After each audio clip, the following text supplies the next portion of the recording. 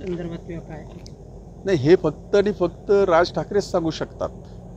याच्या बाबतीमध्ये बाकी तर तुम्ही करू नका, मीही करू नये, मी करणारच नाही. कारण त्यांचा एक पक्ष आहे, त्यांनी काय करावं हे त्यांनी ठरवायचं. मी सांगून ते काही माझं ऐकणार आहे असा विषय नाही.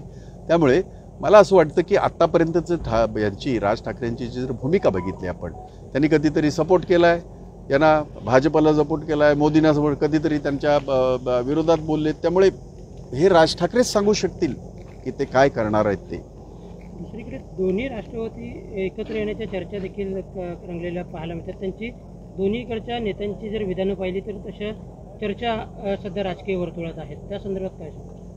पवारसाहेब आणि अजितदादाच सांगू शकतील परत एकदा. कारण माझा पक्ष फुटलेला नाही, काँग्रेस पक्ष फुटलेला नाही.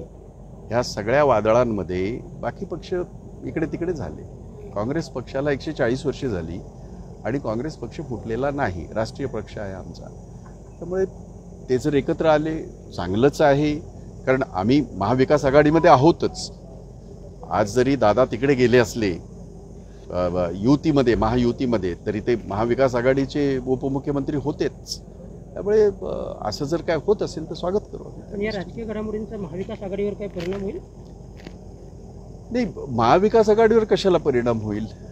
कारण ज्याच्या काय आहे की प्रत्येकाची बलस्थानं आहेत. जसं मुंबई आहे, मुंबईमध्ये जर आपण पाहिलं तर उद्धवजींची शिवसेना आणि काँग्रेसच जास्त तिथे हे आहे.